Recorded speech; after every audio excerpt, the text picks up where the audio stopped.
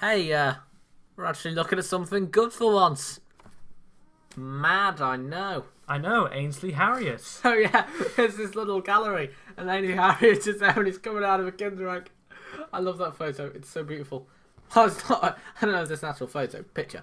Besides that, now to the point. We're looking at Series 10.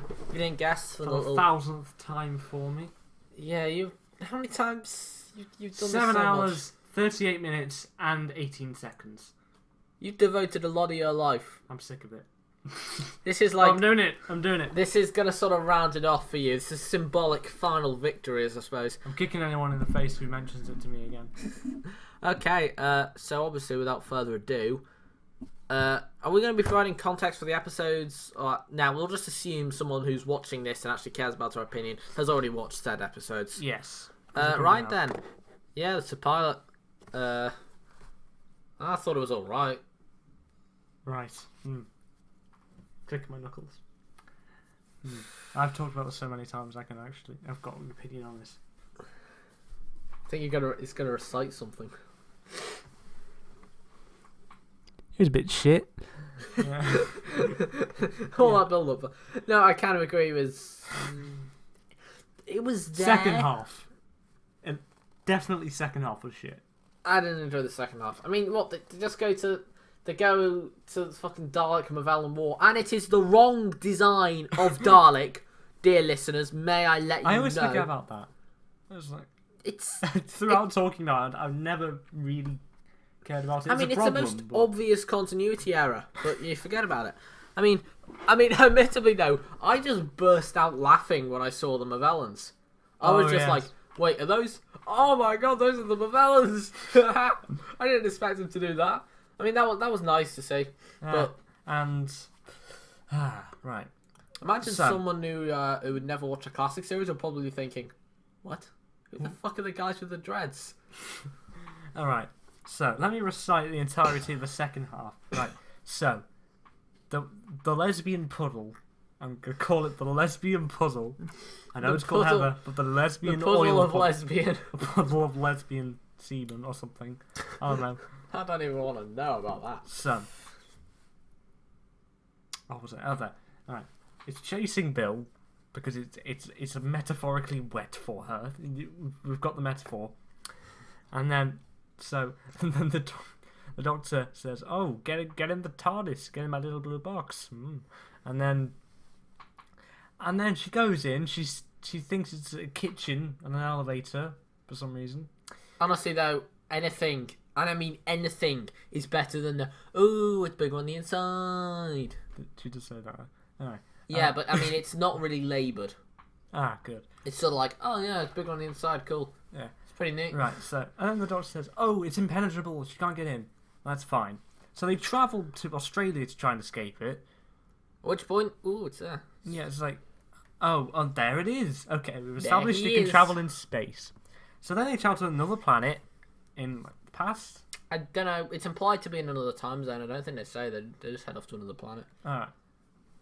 Okay, but I think it's time. So I think I say that. I can't remember. I've seen it twice. So I only watched it once, and that was like when it was originally on. I'm pretty sure they say they travel in time as well.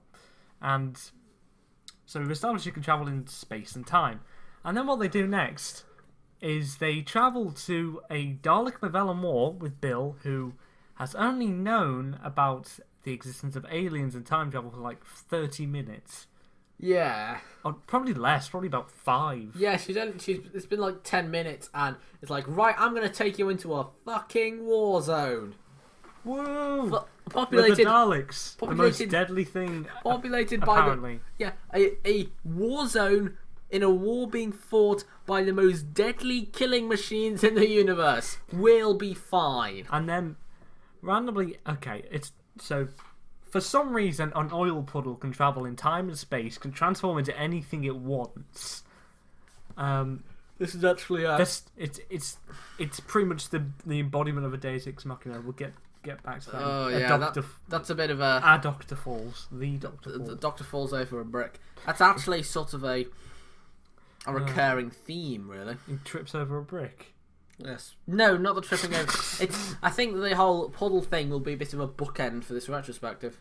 Ah, yes. It's crap. That's the bookend. But so then, okay, I don't see why you can't just stay in the TARDIS after you realise, oh, we can travel through time and space. Stay in the TARDIS and figure out a plan, maybe. No, we'll just take her into a war zone. And then, right. I mean, obviously the whole Warzone thing was just for Moffat's fan service. Well, you kind of had to because that Terra Nation estate thing. Oh yeah. As well, so I don't mind that he did. It's just the problem with the context, really. Yeah, they could have contextualized it better. Yeah, and they say that it's a defect in her eye. It's a star. It's like that. How does that work? I don't think it really does. I gotta admit, I did laugh at how Bill tries to poeticize it and she's like, nah, it's a retinal defect, I'm gonna get it removed through laser surgery. It's like, you've got a star in it. No, it's a retinal defect.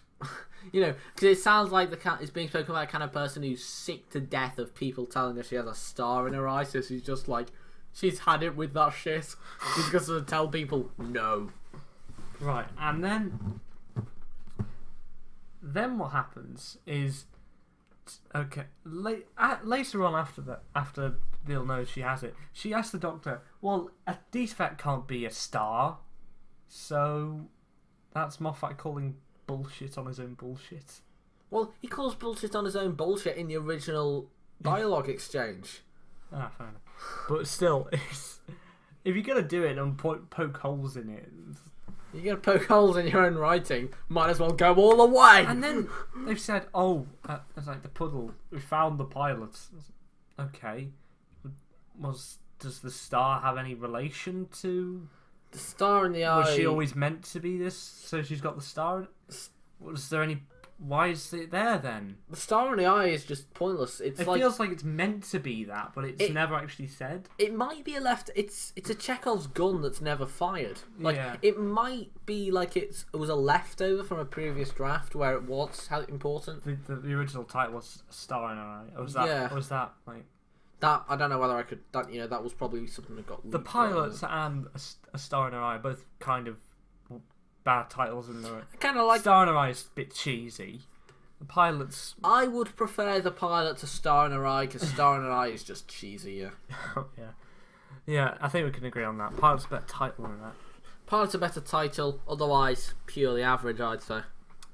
Yeah, it's a bit shit. Next up, we've got... turns out Frank Control Boyce can actually write really good Doctor Who. Who thought? Nobody expected it. Smile to be good. I saw the emoji bots and I cringed, and I think I know so hard your face turned into like a ball. I mean, cringe is a word that's really overused on this fine internet of ours, but I do think that was an appropriate use of it. That was how I reacted when I saw the emoji bots. And then it turned out to be a really clever science fiction deconstruction of our social relations and how simplifying emotion into small pictures would affect that in surprisingly wide-ranging ways. I mean... It's also a commentary on how emojis are really stupid and you shouldn't use them. Yeah, or they'll kill you. I mean, it literally is. The whole catalyst of the events, it turns out, is the fact that it is impossible for an emoji to display complex emotion like grief, and that's why they're essential failing and why they shouldn't be relied on. I mean, it's more anti-emoji if anything. I'm just saying, but you could get someone who's good with a pencil and draw an emoji for grief. Nah, I don't think you could. That's what I mean. That's the point. It's just too complex. Grief is a sort of quite a volatile cocktail of different emotions, I think. I mean, I just don't think you're able to do it. I mean, I'm just basically going to suck the story's dick for the next few minutes. What, like in Bumming a Barmaid? Oh no! No. It all comes around back to fan fiction in the end, doesn't it? We're just going to avoid the fan fiction. But yeah, I'm a big fan of Smile. I love hard sci-fi, and this is as hard as it gets. So that's my seal of recommendation. But no, I just think it's a great piece of science fiction, great deconstruction. I mean, it looks great. Oh yeah, it's a beautifully designed. Apart from the emoji box.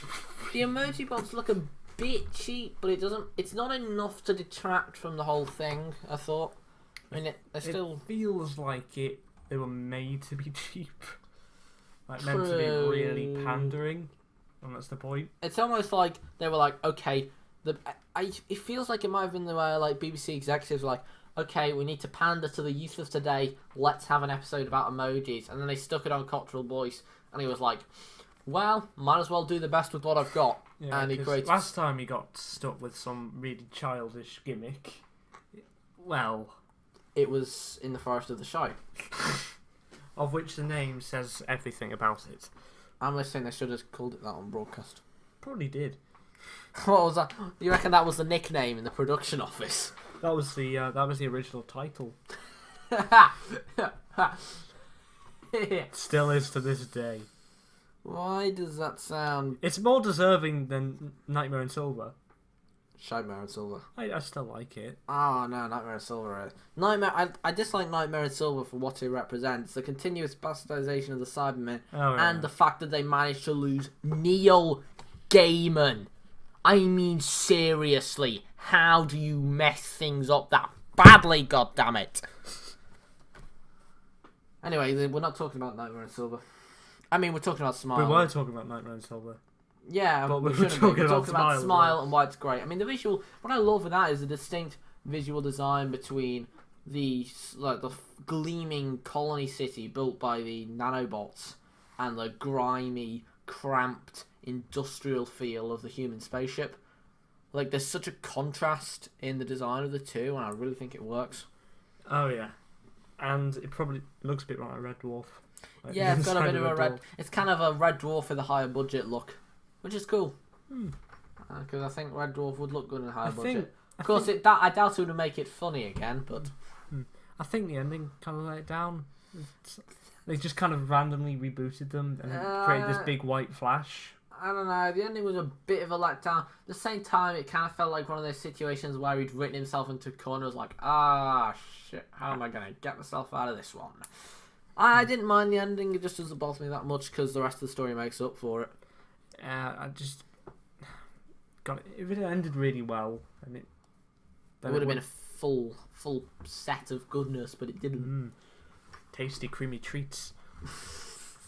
Tasty, creamy treats. Right, I think that wraps up. Yeah. Then it's Thin Ice. Thin Ice. One of the most dull episodes I've ever seen. I liked it. I know, but I didn't mind it either. But we've got a plethora of dull episodes in this series. Oh, yeah, you might have a point actually. Yes, including one I will not name, except for now. It shall not be named. Oh, come on. It wasn't that bad. You'll know what it was. It wasn't. You'll know what we're talking about later. No, I thought Thin Ice was fine. Kind of enjoyed it. Didn't remember much. Yeah. I really get. I think the point was it Stu Bagfull made that. What's her name? Bill. No, the name of the writer. Sarah Dollard. Yeah, Sarah Dollard's a world builder. She's an environment writer. Her writing focuses on building up a believable world for the story to take place in.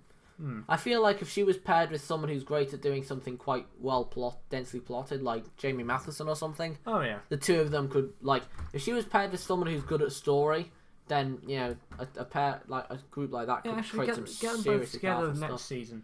Yeah, I think they should do that actually, because Jamie Matheson's really good at writing complex yet captivating stories, and she's really good at building up a believable environment and world for the story to take place in. So you put the two together, and hopefully it would work. I'd give them a two-parter though if I were doing that.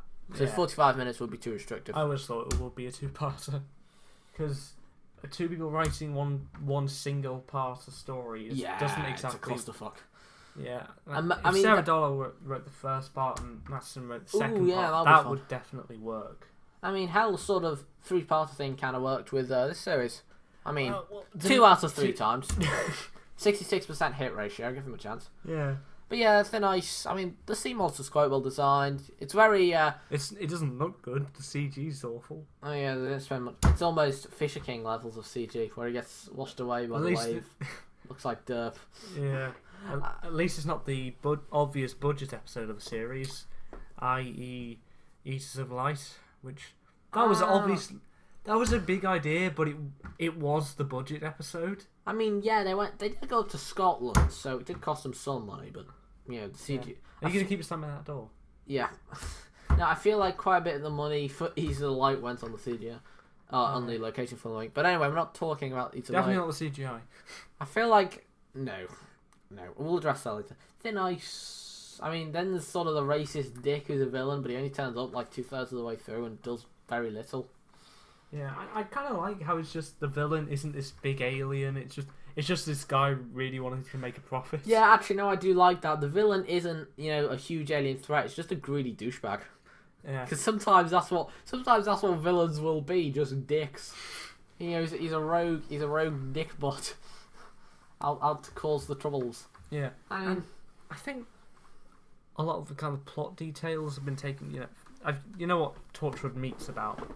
Meat. The episode of Torchwood. No, I don't. It's about this this alien creature who, when parts of him are being cut off, it just regenerates them back, and people are using that to get meat and. Ooh. Yeah. Yeah, I was about to say that's dark, but that basically sounds like something Torchwood would do. Well, yeah. That and the day one set. I was just thinking of something. Floating alien sex cloud. Oh yes. This floating alien sex cloud really comes from them thinking, okay, we've got to be more dark and mature. What's mature? Sex. Yes. What else is mature? Giant alien blobs that produce meat. You make that sound so odd. Probably because it is. Yeah, it is. But they're nice, and it's also got elements of like Beast Below with the beast in capture. Yeah, but big nice alien being exploited by mankind because mankind are kind of dicks. I still like the episode. The first half's pretty good. Yeah, the first third is just. Who was it? Phil. What? Phil. The guy who disappeared because he stepped on a butterfly. Yeah, you don't remember him, do you? No, I don't. Hey, they actually killed a kid though. That's something. Oh yeah. That's actually quite worth noting. They kill off a child character and he's not brought back to life or anything. He stays dead. Unlike something coming very, very, very soon. Yes. Okay, you know what? The fact that we've deviated from the subject so much shows there isn't really much for us to say it's about fine. Nice. It's a bit dull, but now on that thing we just mentioned, they brought back the people they killed in Knock Knock. I mean, it's you still see the life energy go into whoever that was. You still see their life energy go into her. Does she just spew it all out again? Oh, you are making this sound so bizarre. Yeah. Just spewing life energy. And if so, why doesn't she everywhere. just spew the other people who she's absorbed life energy? The answer is because movie. I mean, seriously, just kill them off and let them stay dead. Oh yeah, that's the main problem with it. I think another fact is that it doesn't really have enough time to have any atmosphere. No, it does not have Two enough parts time of to it breathe. would have been like Two parts Knock Knock would have been great. when they've gone in and found the guy who they don't go in to see for some reason. Let's leave him alone. And he doesn't even have anything to eat or anything. Oh no, they are students, so what do you expect? They are starving. But yeah, if them finding him in there would have been the cliffhanger. Yeah, that would have been a great cliffhanger. I mean, I remember when we were talking about it just after it aired.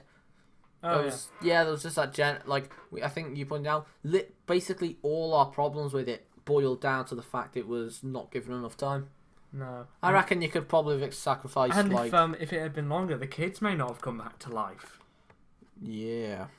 I doubt they weren't kids, really. I mean, if you'd give it more space to breathe, you could have dropped, I don't know, Lie of the Land. Oh, good. Or, actually, no, not good. I mean, I don't know. Maybe Eaters Alive. Yeah, I mean, I don't really want to say that. I did kind of like Eaters Alive, but you could probably you probably could get if rid you're gonna of it. drop anything to give Knock Knock It more is the space. most disposable of the series. That's a pity as well. Like they brought back fucking Rona Munro, the writer of the best episode of the classic series, and then just gave her the disposable low budget episode. It's a real pity, you know. Yeah. I hope they bring her back again. She's a great writer. But yeah, I mean, I love David Suchet. He's great. Yeah. He's a great actor, and I think I pronounce it such it because it's written such it, and I've never heard his name prior to the episode. Yeah. Which is weird. Well, I haven't. No, I've never really heard of him before it, but he's a great actor. And he really does well with what he's given. So I loved him. And honestly, I didn't really mind it. Like the whole alien woodlice thing was kind of cool. Woodlice. Personally, I really enjoy the scene when he tries to use his own screwdriver on like the wooden cabinets, and suddenly alien woodlice start pouring out of every wooden surface. Oh yeah. So I was actually verging on horror territory, especially for someone who's doesn't really like insects. Oh no. Because a random fear of cockroaches. I don't think having a fear of cockroaches is random. They're bloody disgusting. Yeah, fair enough. I hate them. Is that all we've got? It's so like the opening scene. It lasts about 20 seconds. Although I'm trying to find a house, and you could cut that out. Oh yeah, there's a fucking opening montage. It's just just dumb. I really wish they didn't show how they found David Suchet, because he just comes up to them on a corner and say, "Hey, do you want to live in my house?" Yeah, if they'd maybe had it so, I don't know, he was one of the ones. I don't know how they could have done it. I think maybe just not show. Then again, though, just have them turn up and have it a bit more mysterious to how they found him. Yeah, it's just sort of like maybe he just appeared out of nowhere. No, I'd say or maybe tricked them or something. A strange ad in the newspaper or something, and they found that and decided to go there. And it's all sort of like, he's kind of off the books, and none of the letting agencies know he exists. That would have been a good way to, I think a mysterious newspaper advert would have been a good way to make him, set things up as sort of suspect, suspicious, but not actually outright spook or anything, just questionable. I think that would be a good setup. I don't know. I mean, it's the music in the opening montage. It's just dumb. Yeah. Just the stupid. music in general. There's barely any music to actually create an atmosphere in it as all. I can't remember a single bit. They neglected the use of music in creating They atmosphere. haven't actually had a lot of good music since. When was the last time you remember a really good piece of music? Like Rings of Akaten with the long song, maybe? Yeah, that's good in Rings of Akaten. I think that's the last time we've actually had Of course, the thing is, though, I noticed with this series, which was quite disheartening, really, like, a lot more... Though I can't remember much of it, but there was a lot more original music with this series. Like, there were I think Murray Gold really toned it down on reusing tracks and created a lot more original pieces. I don't think Eye and the Doctor was played at all this season. No, it's not played. Oh, God. I mean, they actually... I like it, it's just overplayed. Yeah, they dropped it after when Matt Smith left. They still used it in the Next Time trailers. Yeah. Which was annoying. They use it occasionally in, like, Next Time trailers. Peter Capaldi does have his own theme, which I can't remember the name of, and it's essentially... Am I a good man? Yeah, but I like that, because it's way more subtle. It's more downplayed and quiet. Still, you'll still recognise it when you hear it, but it doesn't fucking punch you in the head and say, "Hey, this is the Doctor's theme. Do you remember?" Yeah. I hated that about I'm the Doctor. Good music, just overused. I also love what is it? I think Song of the Ood from like series 4. Oh, yeah. That's great. A lot of the music from the Mr. Davis era is really, really good. Yeah, Murray Gold is good composer. I don't remember singular tracks. Oh no, but I like the music for the incidental music of this series though, because it felt quite fresh and a lot of original stuff. We're actually talking about the music now, not the episode, so I think we should probably move on. Yeah, the episode. So yeah, Knock Knock was blah. Oxygen. Oh, I'll let you take the reins on this, because like I have most of the time. I like it, so.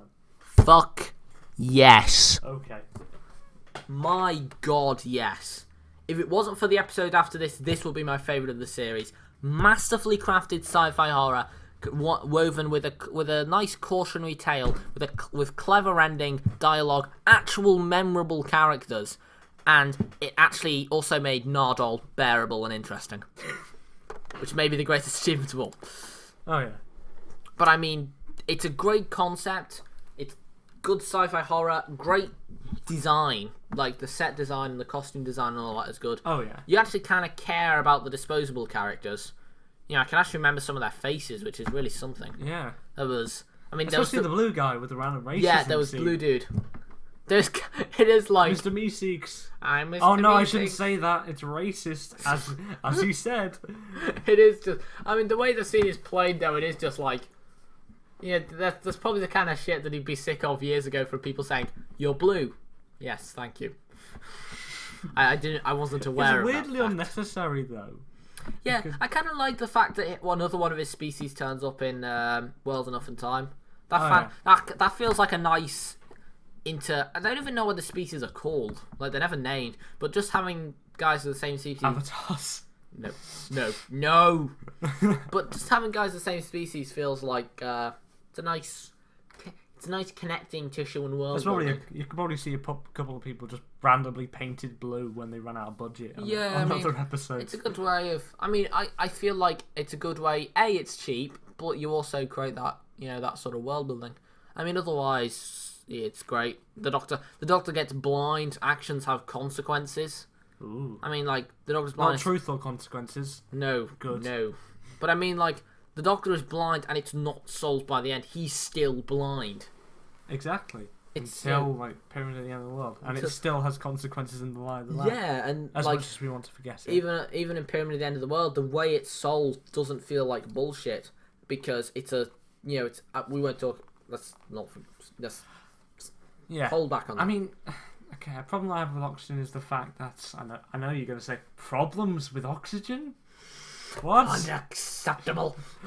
No, it's the fact that they even though no one can hear them, they do keep talking to themselves, like making random quips when they're on limited oxygen. That did annoy me. Yeah. Also, and obviously the whole counting oxygen and space, the space capitalism commentary. Like, I bloody love capitalism. It's great.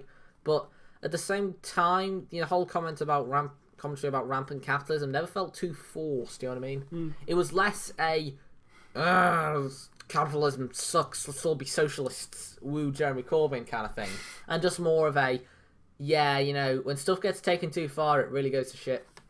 Though, admittedly, what's the name of the company?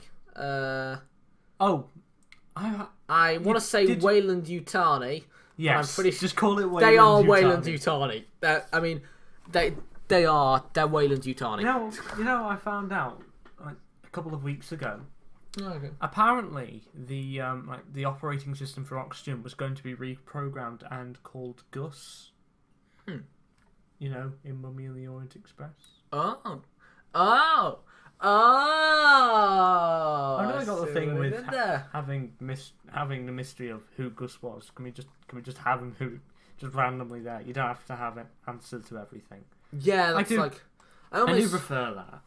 Yeah, I know what you mean. That's kind of a good question, actually. Why the hell is this weird, AI performing this fucked up experiment? I don't know, nobody knows. I do prefer that they're just... I know, yeah. It would be nice next... I think Jamie Madison thought of that as well. It would be nice to have an explanation, but simultaneously, sometimes you just leave a mystery unsolved and it becomes... You appreciate it more. It's something to think about. Wonder. I'm just looking at Anthony Ainsley. Don't you mean Ainsley Harriot? Anthony Ainley. Anthony Ainsley Harriot. Anthony Ainsley. And what about Bill's face on the left? Oh yes, Empress of Mars coming soon. It's strange as well because I actually quite liked Empress of Mars. Yeah. But yeah, it's fun. Success. Right now, Extremis, the best of the series. Consensually. Yes. Oh, that's for Pyramid at the End of the World. But yeah, Extremis is brilliant. Yeah. This is the kind of things. This is what restores my faith in Stephen Moffat as being a good writer. And then the Dr. Falls took it away. And then I watched the Dr. Falls, and it was all ripped away from me. But I mean, and I know this sounds like a strange thing to say, but I really hope that they bring back Stephen Moffat when Chibnall's in charge. Singular stories. Yeah, because look at all the stuff he wrote under Russell. It's all great. When Stephen Moffat is writing under someone else's direction and is able to focus his concentration on a single story, he writes fucking masterworks. But he's a great writer, but he's not a great showrunner. He's better at dealing with a self-contained concept or idea than a big arc. Yeah. And I think someone made the point I think, that the time the Doctor was so stuffed, he thought that Matt Smith was going to have Series 8, so he had to do that all in the time. That's the main problem with that. Yeah, he wasn't. Yeah, that sounds kind of. He wasn't expecting to. He'd been mysterying it up a bit too much and stretched stuff out, and then when suddenly he realised, oh shit, I've got to wrap up all these plot threads in one 1 hour long episode. Jesus Christ! He sort of panicked and just threw everything in there. Yeah. Didn't they announce it they announced it middle, between the Series 7A and B gap. Wait, him leaving? Yeah, I'm pretty sure. I think they did. I can't remember. It was at the start of Series 7. I know that. Was it after 7? I thought it might have been. I know. I can remember when. I know they announced. It was definitely before Name of the Doctor. I know when they announced Capaldi, because that was in August. Yeah. And I remember watching that. And I distinctly remember them describing, like, Moffat was like, well, I wanted to get guys like, and my dad just really went, it's going to be Peter Capaldi. Like, he was actually one of the few top choices to actually get picked. Because everyone thought it was going to be him, and then it was. Which is a damn good choice. Yeah. My God, we haven't actually talked about why Extremis is the best thing. It just really is. It's weirdly it's kind of like an acid trip experience. Yeah, it's the way it transcends genre. It starts off as a sort of Da Vinci Code style mystery. Da Vinci Code can not. It starts as the Da Vinci Code, but good. Yes. And then evolves into a strange mystery before finally, with like the final plot revelation, turning into a hard sci-fi examination of the nature of reality and self-perception. And it also reveals who's in the vault in the best way possible. Yes. That he basically... If it would have been any other story, that would have been awful. Yeah, but the way... Plus it connects to the story too. Yeah, that's the best thing. Certain points, it just connected to the plot. You think it's just an extra thing, but then at the end it turns out that it all links, it all wraps up together with, a good action is only truly good in Extremis. And I mean, like, plus... The way they're just like, yeah, Missy's in the vault. Who called this? Everyone. Right, we're not going to make a big mystery out of it. Yeah, the vault just kind of... I mean, as soon as she appeared at the start, we knew... It was pretty You're kind of expecting it. And then the vault came rising up from the ocean. Yeah, the quantum stasis chamber. They never actually specifically say, oh, she was in the vault. And then afterwards, he just refers to her by name, and it's just... She's one of them. I don't know why he didn't before...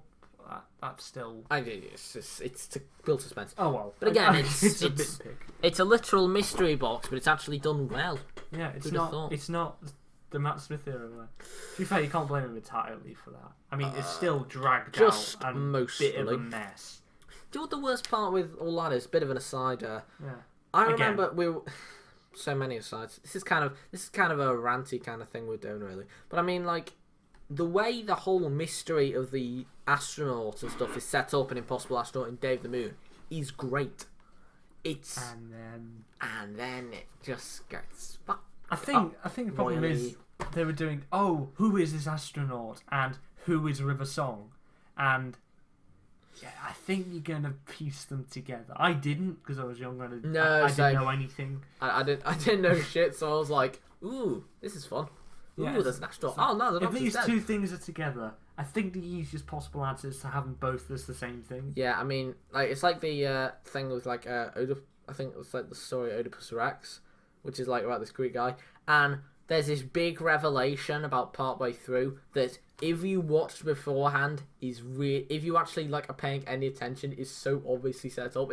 It's about this guy who finds it, who is like as a baby is left in a basket and found by this king and queen who raised him as their own son, and then he goes off on travels, and on his way he meets this like kind of dickish dude with a royal possession who pisses him off, so he kills the dude in his procession, and then eventually becomes the king of Thebes, at which point his now wife, the queen, mentions that she had a baby who she then they were like given this prophecy that told them that if their baby was king, it would be a blight on the land. So she had the baby, but then had him sent off in a basket, and plus also the king had mysteriously died along with the rest of his procession, and like it's obvious that Oedipus killed his father and has married his mother, but he's like, if you see any of it, it's complete. I'm not explaining it brilliantly, but no.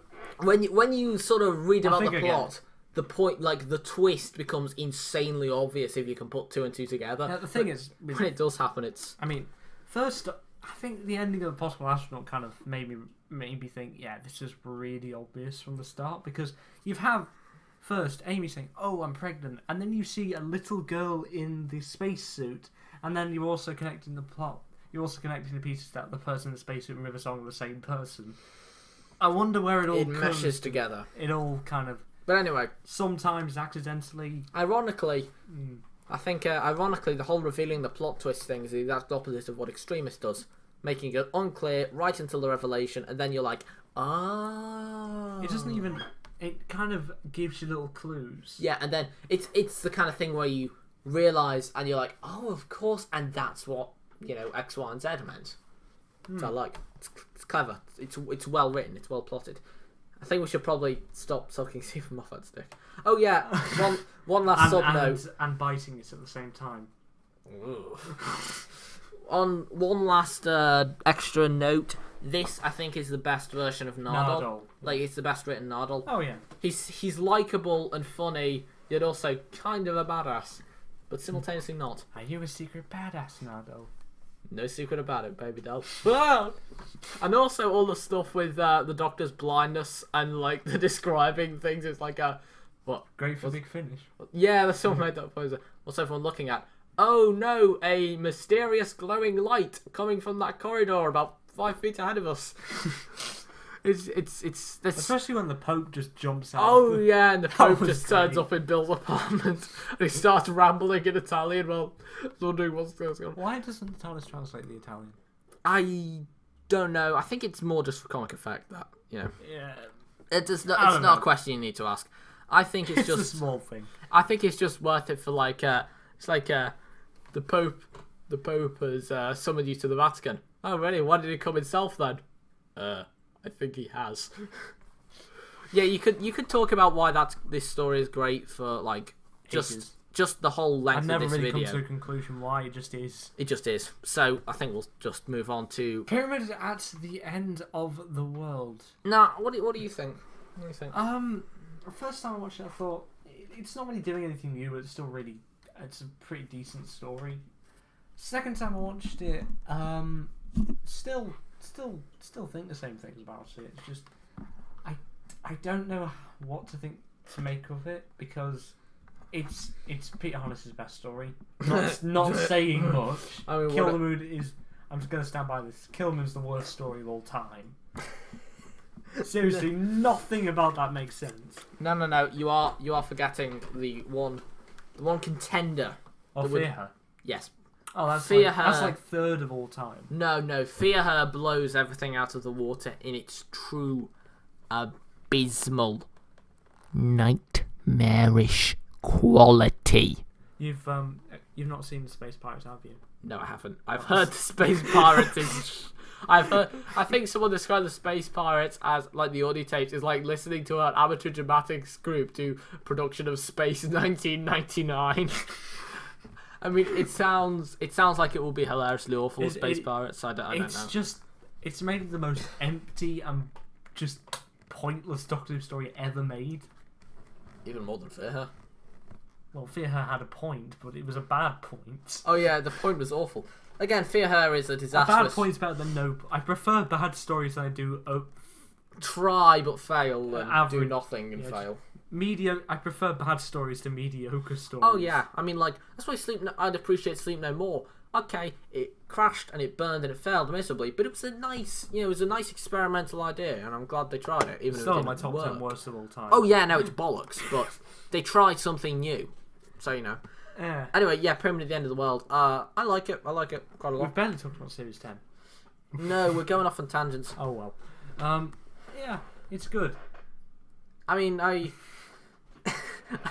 just it has better ideas than it does execution. Yeah, but at the same time, Kill the Moon has the excellent idea of having the moon as an egg and being a metaphor for abortion. Just wonderful. And then calling it killing the baby instead of just destroying the egg. Something that's. It's like Oh, They go out their way to call it killing the baby. I mean, seriously, could you labour your point anymore? I missed a lot of the abortion subtext when I first watched it, but in retrospect, Jesus Christ! I mean, it is. Oh my God! The episode looks nice though. Oh yeah, it's very well visually designed. That's the only compliment I give it. Yeah. And Courtney is actually she's not a bad child companion character, so credit for that. Caretaker. She's alright in the Caretaker. Don't get where you hide that. Anyway, no, Pyramid at the End of the World. I think it's a interesting mystery setup that is kind of neglected in the favour of exploring the consequences of cause and effect and how aliens might manipulate us. Stu brought the fact that the monks were introduced. Oh no, the mystery's introduced, and then like 5 minutes later, it was the monks. 10 minutes. Well, it's kind of obvious it's going to be the monks from what you know from Extremis. I don't see the point of the mystery though. Bringing it up. I think it was kind of meant as a mystery, like then they combined them into the trilogy and it became the monks. I mean, you could do I think you could split this into 2 great episodes. One about exploring a mysterious alien pyramid, the other about aliens like using cause and effect, predicting the future to try and manipulate humanity into doing their bidding instead of outright invading. But instead, it kind of meshes the 2 together. But to be fair, it meshes them together quite effectively. And I really love that the whole, the idea that thing. One thing. Yeah, and you change one key event, it's butterfly effect. You change one thing, history changes. I think it's the best. Well, I don't think the Doctor's ever actually. I think he's barely touched on that before, like actually in a story. The true effects. It's for a show about time travel. It very rarely deals with the consequences. I think it's actually time the first travel. full episode where it really focuses. Yeah, the consequence. I think that's a good thing. Which is weird because it's such a big sci-fi concept. Cause and effect, and how one thing will really just mess things up. I mean, also they got rid of the blindness in a really clever way. I thought. Yeah, and should we right? What was it? Never mind. It'll come back to me. Right. The consent, I don't get why they need it, but I do, because they kind of explain it in that essentially it is far more efficient to rule over the population of a planet when they love you rather than hate you. Like, it's funnily enough, in a strange prediction of the next episode, it's rather 1984-esque. When if too much maybe. Yeah, but I mean, like, if the whole point of that is, the party will never be overthrown because the population have been brainwashed into loving them. Because if you're ruling a population that hates you, eventually it'll boil up and they'll fight back. But if you're ruling a population that loves you and is convinced that you are like it's better that you're there controlling them, then they're never going to want you to leave. Yeah. And now, right. I get why they need consent. They need to fuck the planet. Fucking up the planet. They did it. Maybe this is actually how international invasion laws work. Like invading an alien planet. Space rape. Invading an alien planet is the alien equivalent of sex. So it's sort of like invading planets without their consent is considered a horrible crime by galactic society. Just saying. Though on the Orwellian notes, Daleks are intergalactic rapists. Honestly, I would not put it past them. And now on the Orwellian note, we come to. Can you call it Shite of the Land? No, you can't. I think there is only one. Live the Shite? No, there is only one true title that fits this and my disappointment. Die of the Land? There is one title that fits this and also describes my disappointment in Toby Whithouse. AIDS. Full-blown AIDS. I'm still wearing his fez, I've just realised. Oh, yeah. He was wearing that in the video. What was the one we recorded previously? I don't remember. Okay. It was We've done quite a few. Oh, yeah, no, it was talking about the that awful fanfiction. And he's wearing a fez in that. That's not exactly very... It's very vague. Yeah, you do not want to know more, but watch the video, find out, and be horrified. But yes, Lie the Land... The most disastrous misuse of a great concept I have ever seen. We liked it originally, and then I thought about it. I was like, I want it. yeah. Thing is, though, I love Toby Whithouse. I love Doctor Who, and 1984 is literally my favourite book of all time. So I was desperately wanting to like it, and it broke my heart to say that it is bollocks. 1 out of 10. I truly hate it. I'd say 2. It's like the 4th worst story of all time. And I just can't see how we fucked up so badly. There are some redeeming features. Missy is written well. You know, Nardol's fine, and it's got some nice visual design to it. Even if it is a bit dull. And that's it. It looks really dull. Yeah, I think that's the point, though. Yeah, it's kind of the point, though. It's an oppressive dystopia. And I think they fuck it up on so many levels. I mean, like, the memory control thing. The whole point of 1984 is that through mass propaganda and altering historical records, you can make people believe what you want them to believe instead of just using mind control. They don't learn anything from it. Yeah, it's and the 1984 parallels are ridiculous. It's the story itself is quite similar to Sound of Drums Last of the Time Lords itself, having taken inspiration from 1984 because it's dystopian fiction. It kind of has to. Yeah, pretty much all dystopian fiction comes to at least some degree from 1984. It's the grandfather of that strange little You can't family. do it without some hints of it in there. Yep. I mean, so I think a problem with it is they ask Missy, so we need your help on this, and then they tell her that what they've done, and then she doesn't even say that she's pretty much had this plan before of making the world love her. You know, the thing in Sound of Drums, she just never mentions it, and the Doctor and her know that this happened, so That's a good point. I never thought about that. I could never think about that because I was wallowing in my disappointment. I'm drowning sorry. your sorrows. Yeah, but when the 1984 parallels get to the point where the opening scene is basically someone getting arrested by the Thought Police. They're not referred to as the Thought Police, but they are the Thought Police. You know, I think I remember someone posting something with a picture of them calling them the Thought Police as well. So I always thought they were actually called the Thought Police. It's right. It's appropriate. That's the problem. I mean, honestly, I just want to move on now. Can I list the things in 1984? Just give me a second. Oh yeah, the parallels. The parallels are insane. Ooh, I've written them all down. Wow. So, right, let me just get it out. And there are a lot of parallels. Apart from Tide them over for a minute. I'm gonna find it. Apart from the golden statues thing, that doesn't turn up in 1984. It does turn up in the game XCOM 2 though, which has the same theme of aliens take over Earth and betray themselves as the benevolent saviors of humanity, while simultaneously getting up to some actually evil shit. And they also build big golden statues of themselves all over the place.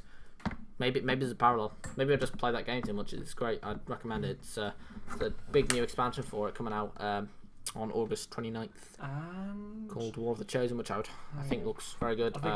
After rewatching the entire Series 10, I got a load of notes. So, I mean, Come on. I suppose what you're saying about there we go. I've got a list. dystopia. You know, you've got the colourless environments, Thought Police. They're always watching. You know, posters of them. No fiction allowed, which could have been gotten just that point. They say they arrested someone for having a box of comics. Then you could just got rid of that and got rid of more. Ironically, the no fiction allowed thing is last 1984. Even bring up the same themes, which is really annoying. The thing is that it tries to do the same themes as 1984, but misses the point spectacularly. And also, I think the no fiction allowed thing that's not as much 1984. That's more Fahrenheit 451, where the whole point of that is a dystopian future where books. I just remember I've highlighted a specific note from Dr. Falls. Oh my god! I'm gonna read this for you. Some questions from Dr. Falls. How did Bill survive? We could do this later. How did In the Dr. Falls. I will read those because believe me, they are hilarious. But anyway, let's this not, is just my frustration, Alan. Let's not wallow in disappointment anymore and move to something I'll save that for later. We've got two. Oh yes, there's more disappointment. Well, we've got one other for you. There's one. What do you? Empress of Mars is fun. Yeah, it's great. I love it. It's really fun. I didn't One like of my it. favourites. I think it's because it's the Ice Warriors, and you expect something more than just. It is a bit throwaway, but it's still good. You do expect more. The thing though is that's what Mark Gatiss does well. He doesn't go for big plot lines or big ideas. He just goes for something quite simple, quite enjoyable, doesn't overcomplicate. You know, You can watch it. You might forget it, but you'll have liked it. Yeah, we've seen it all done before, but that's fine. It's very Tomb of the Cybermen, but there's Victorians. And honestly, I mean, just the tagline is enough to get me in. Someone has written, "God save the Queen" on the surface of Mars. How can you get better? It's just such a simple concept. And I mean, and there's also some of the historical equations, like, you know, the ice warriors are like the Vikings. I thought you said wife swap. The wife swap. The TV show Wife Swap has some parallels to the Vikings. Probably does. I don't know. Well, like Nordic. I've never watched. The only episode of Wife Swap I've watched was when Robot Chicken parodied it. No, there's like a parody where like there's this where they do it with this normal family and the Fantastic Four, and Sue Storm swaps in the wife of the normal family, but then she gets killed by Doctor Doom, and so this other family are all grieving over her death, while the Fantastic Four are just getting along with it. It's really funny. But yeah, I mean, like, you know, the point that the Ice Warriors are like the Vikings. Yeah, they're brutal, destructive warriors, but, you know, they're not all awful people, just a fair degree. They're not all bad. To be fair, though, the Viking... It's really interesting to see Ice Warrior lives matter.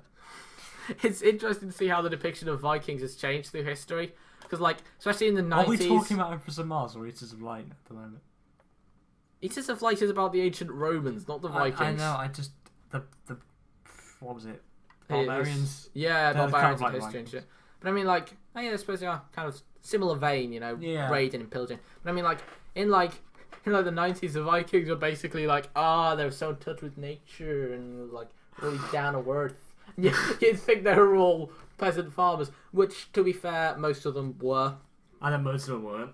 Well, most Vikings, like Danish people, were just farmers and shit. The problem is the only ones that the English ever encountered were all the raiders who went around burning and pillaging, which is why they generally didn't get a good write-up in Anglo-Saxon history. No. Which is ironically, funnily enough, something The Girl Who Died does quite well. And it's a pretty accurate depiction of Vikings. Although The Girl Who Died is pretty crap. Otherwise, it's pretty crap, but it got that right. Yeah, I mean, I don't... We haven't got much to say about it. No, I like how it bookends. Yeah. You know that opening shot of NASA? Yeah. I thought that was like an infomercial or something. Because it was meant to be like, oh, welcome to NASA. And it's got this really cheap CGI shot, which I actually thought it was. And then, that's actually meant to be NASA. Oh, wow. Really? Harsh. I like how they just show up at NASA. Because reasons you don't really have to. Also, I'm not certain, but I'm pretty sure they reused the NASA set from something else, and I can't remember what it is. And I want to say it's the bit where they turn up in the Pentagon in Extremis. No, but I don't think it is. I think that's actually a set from Stolen Earth. Martha's there. Martha is in the. I think they used the same set for the Pentagon twice. Huh, funny.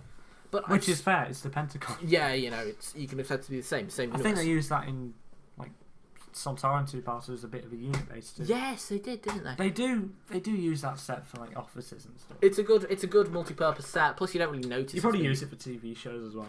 Yeah, it's probably generic office building. Yeah, generic office building in the safe. Though ironic, you cannot get more generic office building than the generic office building in The Office. It is the epitome of generic office. It's got everything. It's got the lighting. It's got the desks. It's got the cubicles. It's got literally no colour. Yeah, it's all colourless and soul draining. Which is like the lie of the land, only not in a good way.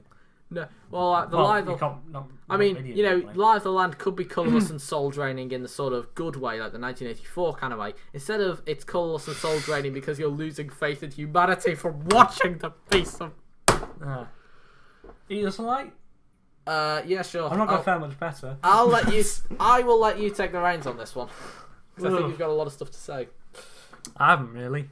I just think it's really, really shit. Because, first of all, it's really bland. That literally nothing happens the entirety of it. I hate the ending where it goes on for 10 minutes. And it's just, the doctor says, I'm going to block the thing for a couple thousand years. Okay. So, you've blocked it for 1,000 years. What about the vault? Which Bill even says, it won't even be here if it probably will. But I don't know. And then, of course, all of the barbarians and Romans all go in to fight the monster, which... Okay, there's a shot. The CG is awful, by the way. Oh, it looks like a cross God. between a xenomorph and that thing from Class. But simultaneously worse than This year both. has not been good for CGI xenomorphs. I'll say that. Why xenomorphs? Why must you be bastardized by CGI? Can't they just appreciate practical effect? No, because it's the budget episode. So this thing has been said to have killed the entire... Is Ninth Legion? Yeah, this thing Massacred the entire massacred Ninth 5,000 Roman legionaries. And then it's defeated by people with Gets massive... Just with magnifying glasses. Gets beaten by about 2 dozen dudes with magnifying glasses on sticks. I mean, to be fair though, it does apparently, from what you can see, it attacks a Roman camp in like the middle of the night, so nobody there knows what the fuck is going on, and they're all panicking. Yeah, and actually, I'm pretty sure it's in the battle. Is it? No, I don't know why I thought it's. I'm pretty sure the survivors mentioned that it attacked them in the middle of the night, and they barely got away because nobody knew what was going on, and everyone was panicking. Okay, the whole place in disarray. And then I think it was in a battle for some reason. No, and then I think it seemed more appropriate. Then the Picts turn up afterwards, see the whole place burnt to the ground, and are like, "Well, all right then." Or no, something like that. While the other one's like, "Oh shit, I have really messed this one up, haven't I? I just released a interdimensional alien monster that we believe to be some nightmarish powerful demon onto the world. I may have failed my ancestors." Nardol's good. Oh yeah, Nardol's good. Nardol's fun. He's got that the dressing gun. Yeah, I just think it's really, really dull. And you know everyone going on about the PC stuff in this season. Yeah. I kind of find it weird how there's a random black, gay, Roman just randomly there. The thing is, it's not uncredible because I wouldn't say that. I'm gonna roll out my history here now. Oh, okay. Oh, you're pulling out the history card here. Yeah, I'm pulling out the race card as well. I'm gonna pull and the gay card too. I'm gonna pull the history card. One, unlike Christianity, homosexuality was never really discouraged in ancient Rome, and some deities were believed to have practiced it. Oh. Two, the Roman army... Sounds interesting. Yeah, the Roman army would recruit soldiers from all across the empire, which included North Africa and into sort of the Middle East and stuff. So it's not hard to believe that they would have black soldiers. However, if I'm correct, those soldiers were generally put in their own specific regiments, like how the British Army would have a North African corps or something. I'm guessing they're all kind of bunched together for the Ninth Legion. Yeah, I don't know. You could say the Ninth Legion was actually sort of an amalgamation of various different people from across the Empire. It doesn't sound unlikely, I'll put it that way. No. But the thing is, I've got this horrible suspicion, and I can't remember. It was them, because the mock artists did say the BBC were pushing. Yeah, it sounds like something. Really, so I'm guessing sounds like something they'd do. I'm guessing they did. I think it was done for PC points. But at the same time, it doesn't exactly bother me. No, I'm not bothered. I'm not bothered with the PC. I know people who are. I know people who really get annoyed. No, don't get me wrong. I fucking hate SJWs. But every time I see diversity or women or people of different sexuality to me in media, I don't immediately go screaming about cocks. I'm just sort of like, oh well, okay, fair enough. Doesn't bother me. It's only you see. Yes, there was some PC stuff, but it was never too overt. Yeah. They weren't really rubbing it in your face, apart from maybe Bill being a lesbian, but honestly, I'm not bothered. Oh yeah, and the Doctor Falls. Oh, the Doctor Falls. Oh, we will get onto that particular subject. That's fun. I've got that on there. Yeah, we've got these notes that they're mine. I kind of want to read some of them out just for the effect. Okay, right. But but the thing is, the historical thing. I have obviously the guys are Roman legionaries, but the Roman army wasn't just legionaries. There are a bunch of other divisions. And I've got this feeling that... there are at least 9 legions. Oh, yeah, there were many... the Roman army comprised hundreds of thousands of soldiers of all different variants. They'd have, they'd have cavalry, they'd have less well-equipped, light reconnaissance units. I don't think they wouldn't have been, no. Yeah, Rome society was a bit... What about the Dad's army? Was there a Dad's army back home? I think there was. No, I think... No, I think every male citizen... I'd like to see the Roman version of Dad's army. What would that be called? I don't know what father is in Latin. Fatula.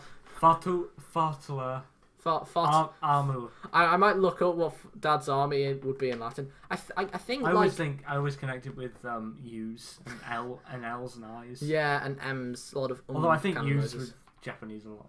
Yeah, I think male. I think from like once men turned 18, they did have to do a certain amount of like. They were conscripted and had to do like 4 years of military service. I think it was. You know all this. I've most of my history comes from horrible histories, well, which is not a bad source. There are worse sources, but the Alex thing... Jones. No, are you telling me Alex Jones is not a reliable news and information source? I will have you know that the globalists are probably invading your mind right now. Globalists. But the thing that bugs me is, obviously, you know, I think a black soldier in the Roman army isn't highly unlikely. The problem is, I couldn't validate this, but I'm pretty sure that, like, only Italian, or rather, only Roman citizens could be, or rather, I think it was like only native Italian or Romans or Europeans can actually become legionaries. But I'm not entirely sure about that. I might be wrong. But anyway, I think we should move across to the second time, which is pretty good. It's my second Stephen Moffat dick-sucking session of the series, Ooh. and I normally only have more than one. For this Moffat, he's coming in. His enormous, strange. I bet you Stephen Moffat like really hypes up his dick to people. You know, he talks about how great and huge it is, and then it's slightly underwhelming. Yeah, I know. I mean, with all the praise that's a Well Enough in Time got, his rectum must be huge. But in all seriousness, Well Enough in Time is great. It's really good. It's a really clever science fiction concept, like black holes changing time, spaceship. That's very cool, and it also brings back the best Cyberman design, streamlines them, and removes some of the unnecessary parts. It looks a bit cheap though, but it always did. It always did. That's kind of the point. Yeah. And most importantly, the Cybermen become horrifying. They are genuinely disturbing, twisted fusions of flesh and metal made in a desperate bid for survival from a dying civilization. That's how they should be. Not robots who walk around talking about deleting and being upgraded. And also, final point... Upgrading's fine. I mean, it doesn't bother me that much. It's kind of a natural progression of the technology, but it feels a bit weird. Yeah. And my final point is, after all, disguises are in order. When you're someone's former Prime Minister, Harriet Jones, former Prime Minister. So yeah, Johns, I am going to be completely honest. Disguises. I am going to be completely honest here. I did not realise that was John Sim till right before he pulled off the mask. It was like, wait, is he talking about? Does he know the Master? And then it was like, wait a minute. When he first came in the room with Missy, I thought, yeah. But at the same time, though, I think it's them nice. Together, kind of. Yeah, you sort of. I didn't put two and two together. I'm not great at predicting plot twists unless it's in like painfully obvious. The twist. So I was genuinely like, oh. Though I will say one thing: it is very refreshing to see the Master go back to some good old Delgado style disguises. Ooh. You like disguises. The only thing he was missing was his name being like meaning master in another language or something. Razor's probably. It's like the book Quantum Archangel says. Is he running out of languages yet? I mean, maybe they'll do one set in Spain where he calls himself the Master in Spanish or something. Master, though. It probably is. Maestro. I think that's Italian. Yeah, but you know, Maestro. And he's a conductor. Because Maestro, I think, of a conductor. He's doing something evil. Colonel Masters. He doesn't even change his name. What about when he calls it and then there's like Keeper of Kraken where there's a character called Tremos who isn't actually the Master, but then ends up being the Master. But it's an anagram of Master. You've read Divided Loyalties, haven't you? Yeah, I have. They do mention that. Oh, it's an anagram, which just brings continuity. It's like it's an anagram of Master. Talk about a coincidence, eh? I quite enjoyed Divided Loyalties actually, but that's mainly because it made me take the Celestial Toymaker seriously. Like for years, it's a complete mess though. Oh yeah, it does a lot of stuff badly, but I do have some positive memories because for years I have mocked the Celestial Toymaker relentlessly. But having read that, I can actually. He is a bit stupid. He's a bit dumb, but I can appreciate that he is. If done rightly, he can be this genuinely threatening, insanely powerful cosmic being. I think the whole point of the Celestial Toymaker is, and if they were to do him in the new series, if they would if they were going to do him well, the whole point would be he is perfectly capable of destroying the Doctor and like anyone he brings with him on a whim, but he just doesn't because he likes to mess with him. That's kind of the point. He likes to dick around with people when he could wipe off the face of the earth, but it's just no fun. So stupid. Oh yeah, his plan to divide the loyalties is done. Right, he's supposed to bring the Doctor to this satellite, which is also supposed to beam him down to the planet he's on in the pyramid. But it's shown in the Celestial Toymaker they can just bring him whenever he wants. He has mastery over time and space. He can just basically summon the guy. And then there's all that weird incorporation of the Lovecraft mythos and references to Cthulhu and I've Become Death, Destroyer of Worlds was in there for some reason. I thought that's not what Robert Oppenheimer said after he created the atomic bomb.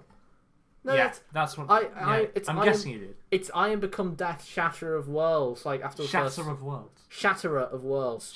Shatter of Worlds. No, it was like that was what he said after the Death, Destroyer of Worlds. Yeah, that's what he said after the first nuclear detonation, like when they were testing it in Utah. Which sounds fairly melodramatic. Yeah, that's the kind of thing that you would sit thinking up for ages before rolling out or feeling really good with yourself. But I mean, ironically, it would be a more appropriate quote for Atom Bomb Blues, which I kind of love. And it would be more appropriate quote for what happened with the Dr. Falls. But I Am Become Moffat, Shatterer of Plot Arcs. Shatter plot arcs. No, I Am Become Moffat, Destroyer of Good Character Arcs. Oh yes. But we're gonna get onto that soon enough because we're not getting ahead of ourselves at all. Oh no, I mean we barely talked about Well Enough in Time. We've talked about divided loyalties more than that. Yeah, I mean, what else did I say about I love the set design of Well Enough in Time. Like the very sleek bridge contrasts quite well with like the orange skies. Yeah, which is kind of a combination of smoke and fire because there's no sky. There is no sky. It's a big ceiling. But I love the fact that with the sort of bottom level 1057, there is this genuine sense, even though you can kind of tell it's all done in studio, there is a genuine sense of this huge industrial city that after like... A lot of the budget went into this one. Yeah, definitely.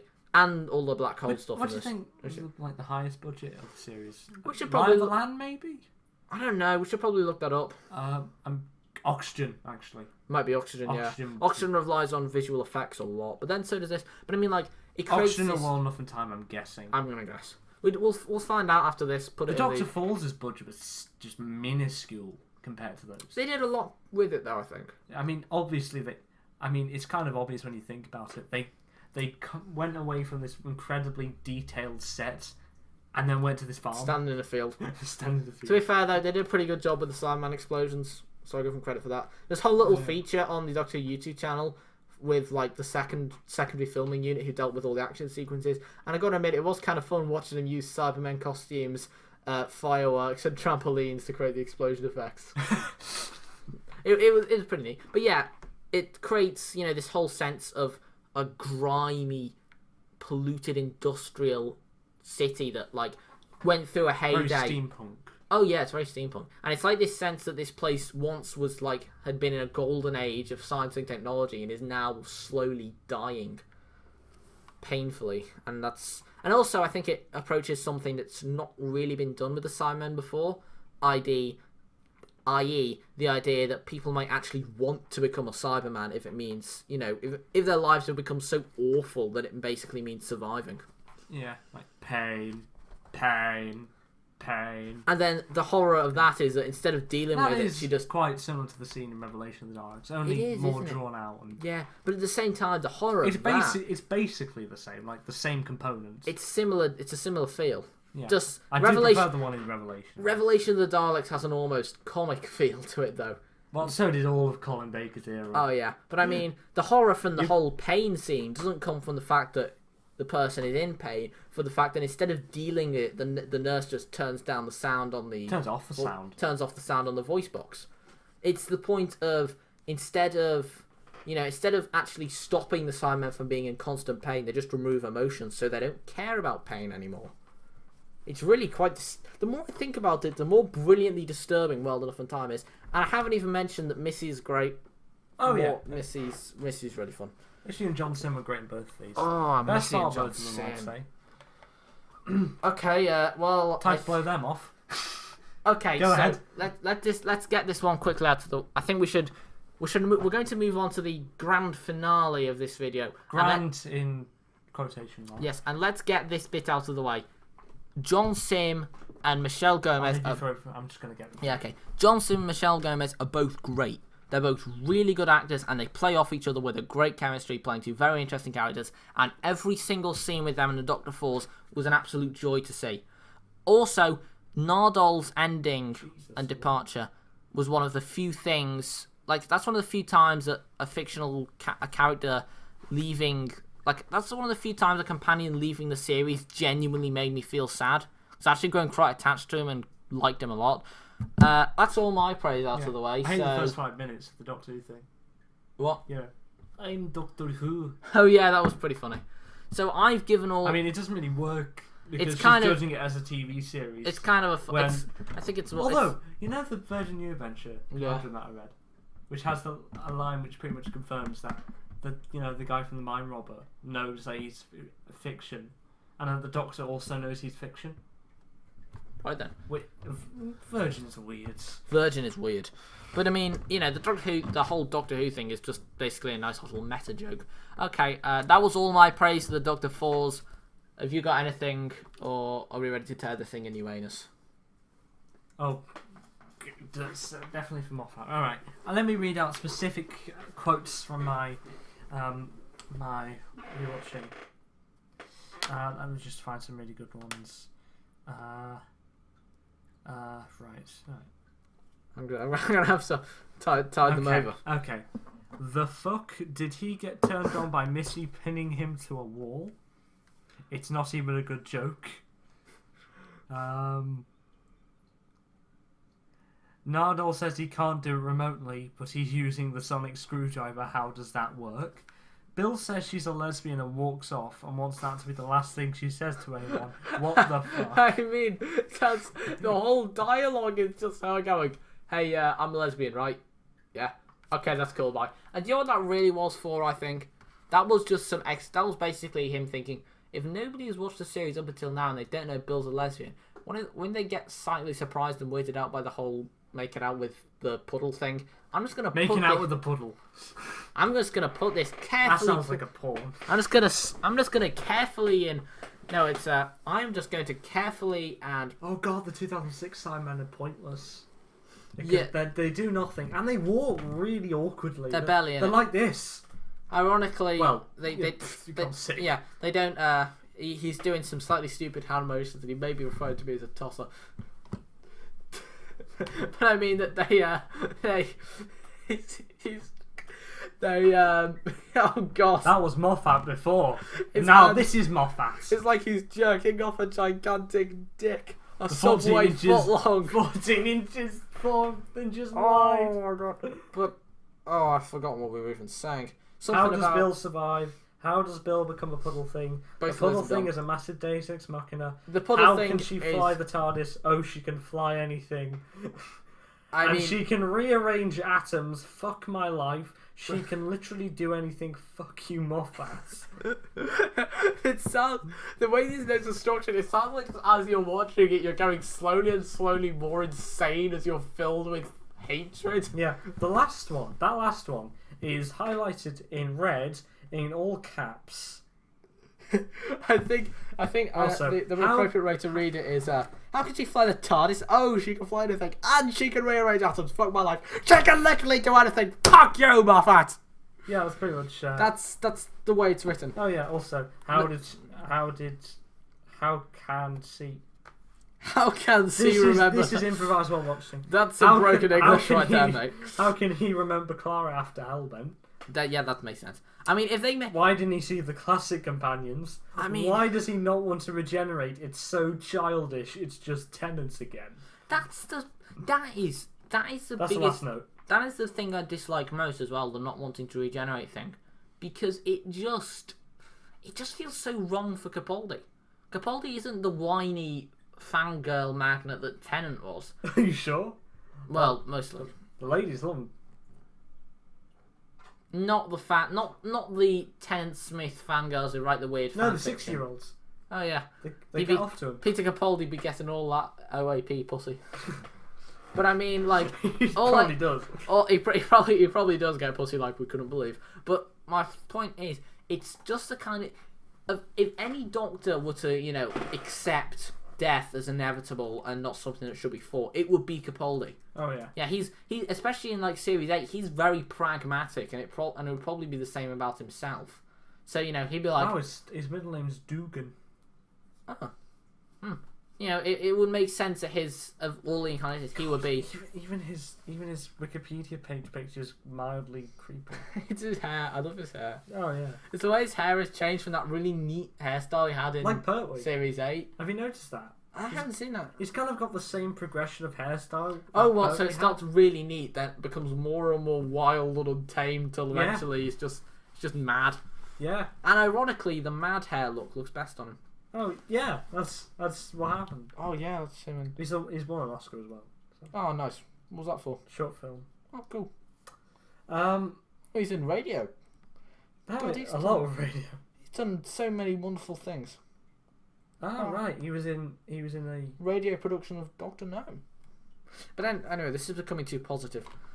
And also, just as this is a comment on the series as a whole, I think of all the incarnations, Capaldi has changed his costume the most. Oh god, yeah. Like, think about it.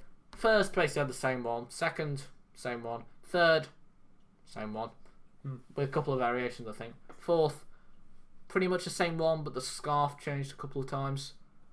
Fifth, same one. Sixth, same one. Seventh. Fourth, yeah, I had that velvet one at the end. Yeah, fourth had... Yeah, the scarf changes... I like to call season 17 the gradual undressing of Tom Baker, because bits of his costume kind of disappeared over time. Yeah, they changed his scarf partway through his time, because the old one was getting too worn out, I think. Seventh, I think he's slightly different in the TV movie, his costume, but otherwise it's pretty the same. Eighth... Oh, no, I thought you were talking about the eighth. Because slightly different in the TV movie compared to Night of the Doctor. 4 or 5 different costume variants. Including Big Finish. Yeah, including Big Finish. There's the sort of Edwardian gentleman one, the sort of practical battle gear from Night of the Doctor, the leather jacket thing you had going on the Dark Eyes covers, and there might be a couple of other ones that have showed up on Big Finish. Doom Coalition that he's got new. Yes, I think there is a new Doom Coalition thing. Of course, the thing I don't is, follow Big Finish that much. But... No, of course, the thing is, you could still put Paul McGann on a Big Finish cover because he doesn't appear to age. He doesn't age. It's like Capaldi doesn't age either. Oh yeah, Capaldi is great for not aging. It's weird. It's a great fact. Otherwise, what? 9th only had one series, only had one costume. War only had one costume. 10th had a couple of. He's almost 60, Paul McGann. Fuck off. No, he is. He is. That man is not 57. Like, go onto the Wikipedia article for Paul McGann. Look at the picture. Does he look 57 to you? No. He does not look 57 to me. No, it's from Liverpool. Oh, nice. So is Tom Baker. Chris Eccleston's in Manchester. Maybe this is a good place to source future Doctor Who actors. This increases my chances. I mean, I like him for him. I mean, so... No, like, you know, he grew up in Manchester, I know that. He looks... Chris Eccleston is... Wow, he's 53. Yeah. He looks slightly out of place in a suit, doesn't he? Yeah. Like, not wrong. His head looks too small. I think he looks like that normally. The leather jacket just suits him too much. Yeah. Okay, so, you know, I think 10th had he had like the brown suit and the blue one, but they kept alternating. Yeah, we alternated between those two. And Smith had the two variants, the tweed and the purple thing, which I quite like. The purple thing. You had the green jacket, which I liked. I like that. Yeah, I like it. I like the purple overcoat look. Yeah, the green and the tweeds kept alternating. Yeah, I think he changed the tweed style. No, I think right. In Let's Kill Hitler, he had the green one. Night Terrors, he had the tweed. Girl in the Waiting, he had green. Then had the tweed in God Complex. Closing Time, he had the green one. And then Wedding with a Song, he had he had the tweed. Other than the loads of promotional posters, it has like green on Wedding with a Song. I don't remember the promotional. all the promotional stuff he had, like the That sounds like a bit of a fuck up. Oh well. Otherwise, I mean, and then Capaldi, he's got a Series 8 costume. I think he changed that. He has the Pertwee. He basically has the Pertwee look. Then he changes that for the hoodie and t-shirt. Then he changes it for the red smoking jacket, which I love. And then he changes it for sort of the black jacket, high collar white thing that he wears for most of Series 10, I think. And then he definitely had another. Oh no, he has. Then he's got one in. He has the hoodie for the first part of. He has a different hoodie and a different t-shirt for the first part of Series 10. He's got the Victorian one. Yeah, and then he's got also that Victorian costume with the great top hat. And then from I think Pyramid at the End of the World onwards, he has the sort of it's from Live the Land onwards that he has the black jacket, which I think he also uses in. No, he doesn't use it in Hellbent. He's got it in Doctor Who. He's got it in all of these, I think. And obviously, does he change clothes from? He never changes clothes on screen, but he's had four distinct costumes and a couple of variations on one of those. He's had the most. Definitely. Though admittedly, they all seem to suit him quite well, especially the black one. So, conclusive thoughts on the Doctor Falls and not the costume? Well, it had a good costume. I think it had good costume design in general. Otherwise, and I'm sorry that I think there is a quote that would be quite appropriate. Moffat become Death Destroyer of Worlds. I've become Moffat Destroyer of good plot arcs. And we haven't even touched on how the thing, the magical puddle. I have. But how it completely fucks up Bill's character arc and removes any satisfying ending from it. You go with that, because I know you have more than that. It completely fucks up Bill's character arc and removes any satisfying ending from it. There we go. I mean, just the way that if Bill's character arc had ended with her becoming a Cyberman before her death, that would have been generally quite sad and touching, and it would also reminded the audience, and this is the most important part, that the Doctor's adventures have consequences, and they do get people killed, and it's not all fun and games. And that's an important thing to remember. And bringing people back from death, like, it's it's a Marvel problem, and the Star Trek Into Darkness thing. Once you bring back people back from death, there is no threat. That's a problem. He's brought back Clark You can bring and someone Bill. back, but just one person, very extreme circumstances. Yes. That's fine. I was able to accept doing it once with Clara, that was fine. But doing it again with the next main companion you bring on as well, it's... I think he went past that with Rory. Because Rory, it was a running joke that he kept dying. Yeah, Rory's continuous death. Not even in the show, just everybody else. Rory's continuous death. I think was he even just leaked into the show at some point. I think I'm pretty he sure. said in Angel State Manhattan he's died often enough. Or something. Yeah, something like that. Though of course the whole Amy and Rory thing suffers from. Was it Stu Banfield who made the point that they should have left at the end of Series 6 because. Yeah, probably. The God Complex, actually, when you look about it, really rounds off.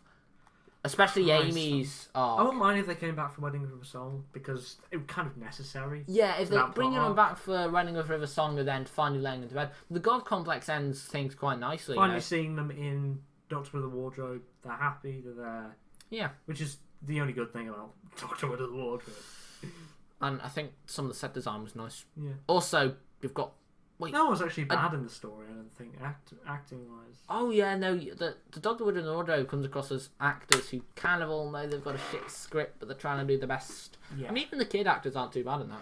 I mean, I've got to say, though, they had Bill Bailey.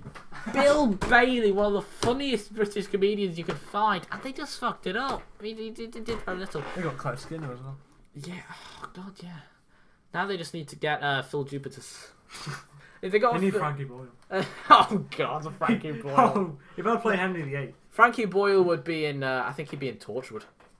He probably was at some point. I don't know. Hey, weird cameo. But we're falling off Dr. Falls, ironically, because the point is.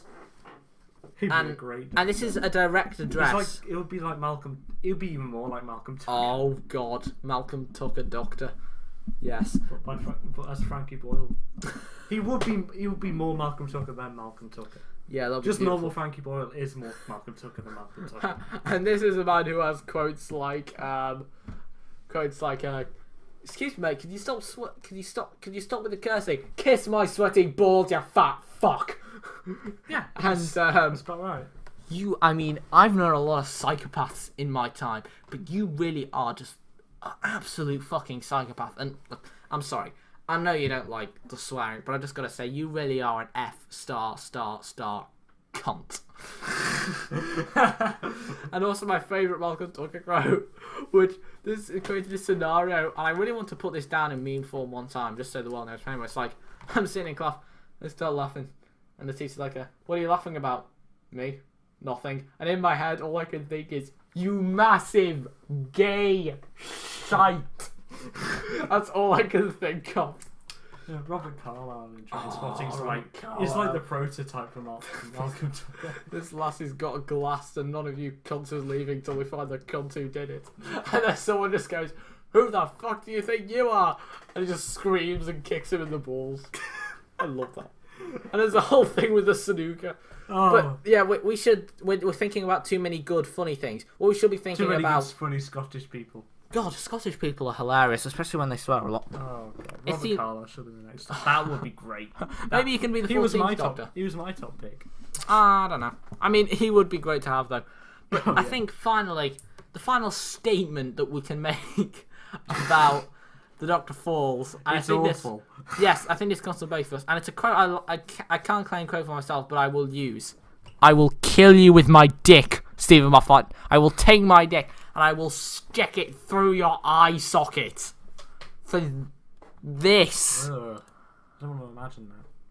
You don't want to imagine me skull fucking Stephen Moffat. No one wants to imagine that. Well, I'm going to have to. Leave the pastries alone. Oh god, we've barely... I feel like we may have to just do something about the Doctor Falls on its own to truly do justice to its nightmarishness. In the same way we'd have to do something about Extremis on its own to truly do justice to its brilliant. Let's leave the Doctor Falls. I think we've covered it. We're done. We're done here. Okay, let's rank them. You've got a ranking. I'm gonna make one up off the top of my head. Right. I'm gonna... Give me a minute. Because it's on my list and I've closed my laptop, so of course... right. You... Am I gonna have to... Why am I always the person who, like, keeps the audience happy? Because I'm the one who's unprepared all the time. Hey, I'm unprepared. I need, like, a pen and paper to write down my list. I forgot we were gonna list these. I didn't think about this. I didn't tell you. No, but... Anyway, besides the point. Here we go. I'm just gonna go... So... Find some paper. Of course. Right, Do you want to take the mic? He's got the mic. This is interesting.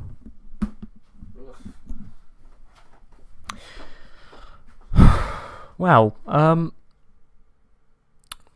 want to see Dunkirk? That's pretty good.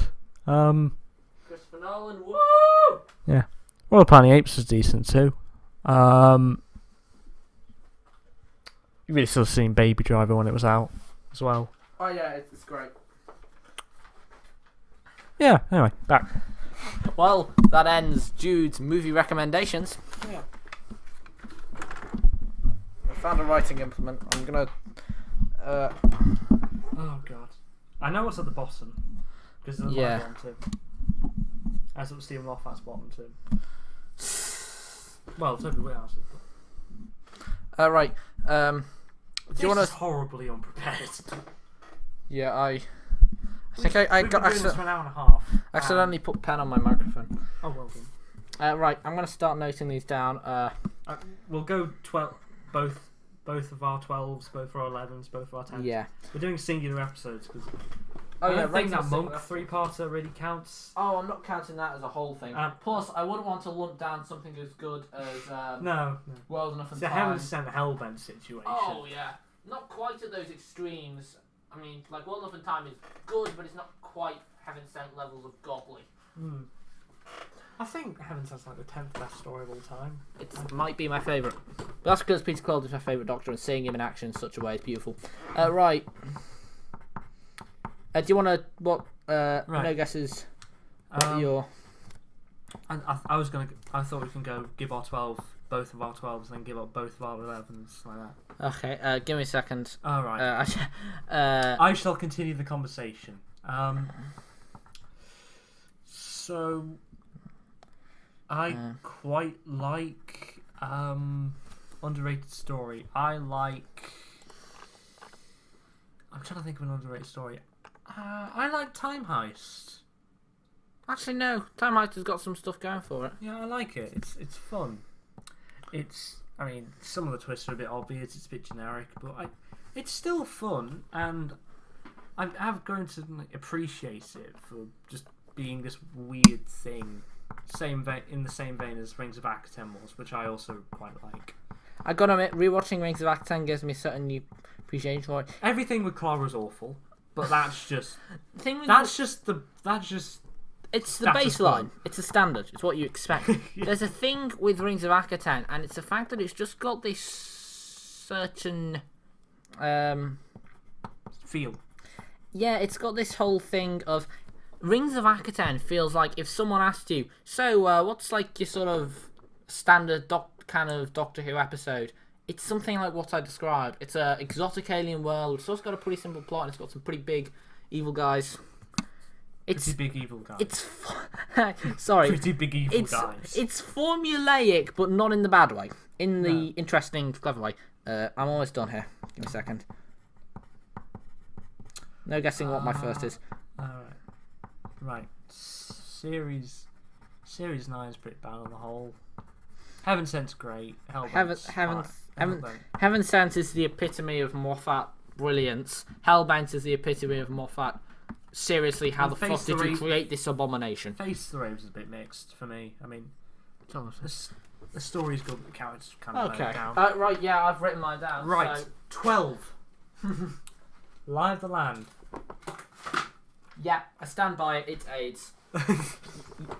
Please, God, I know you're a good author. I know you are good, Toby Whithouse. Please redeem yourself. You wrote The God Complex, the best New Who story. Yes, you wrote The God Complex is one of my favourite stories of all time. My third favourite. Yeah, I also love Under the Lake and Before the Flood. I love those two. Oh yeah, they're great. I mean, he can just do so much great. So why did he? 11. Doctor Falls. Yep. Well, it's shaping up to be quite similar.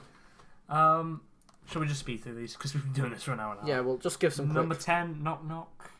I said Eaters of Light. I don't hate Eaters of Light. It's just there's only two here that I hate. And that's Falls and Lie of the Land. Everything Eaters of Light I hate, by the way.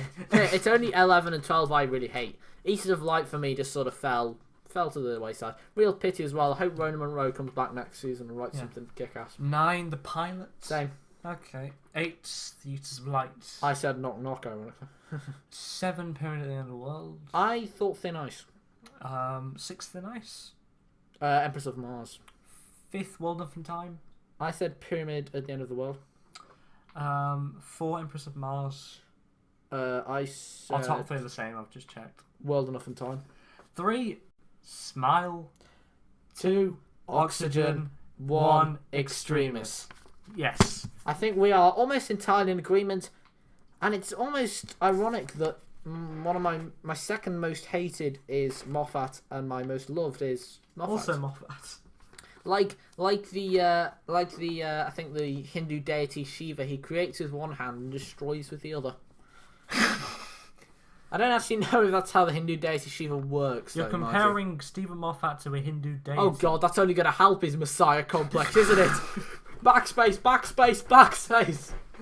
Oh well. Well, this was fun. Yeah, that's an hour. More like a podcast. I'm gonna actually title this as a podcast because it's an hour 30 of us talking about why Moffat sucks and he's great and costumes, I think, and there's also something about divided loyalties. It's very ranty. So yeah. Divided loyalties and all things. I know that was a weird thing. How did we get on? World Enough in Time, I think. We were talking about World Enough in Time. How the hell did we get on to divided loyalties? It's too crap to ignore. I can't remember how we got onto it. Maybe you can remind us if anyone watches this and or comments. So yeah, what do they say? Auf Wiedersehen. It's what do they say at the end of QI? I don't have any clever Stephen Fry-esque witticisms. to say. Quick, I can think of a joke.